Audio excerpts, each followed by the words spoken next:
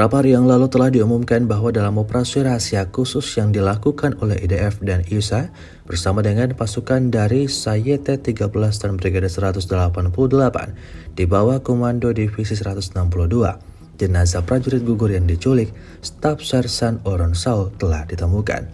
Oron Saul gugur dalam pertempuran di Sejaya pada tanggal 20 Juli 2014 selama operasi Protective Edge. Tubuhnya kemudian diculik oleh organisasi Hamas. Pemulihan jenazah Sersan Staf Oron Saul dimungkinkan berkat upaya intelijen yang berlangsung selama 1 dekade yang semakin intensif selama perang. Upaya ini dipimpin oleh Markas Besar Penyanderaan dan Orang Hilang, Satuan Operasi Khusus Direktorat Intelijen dan ISA. Selama bertahun-tahun, pengumpulan intelijen dan tindakan gigih dari pasukan keamanan yang dipimpin oleh Komando Selatan memungkinkan operasi tersebut berhasil dilaksanakan.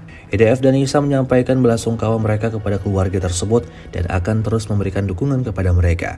IDF dan ISA akan terus bekerja tanpa kenal lelah untuk memulangkan semua sandera. Dalam rekaman dapat dilihat konvoi penyelamat yang kembali ke wilayah Israel.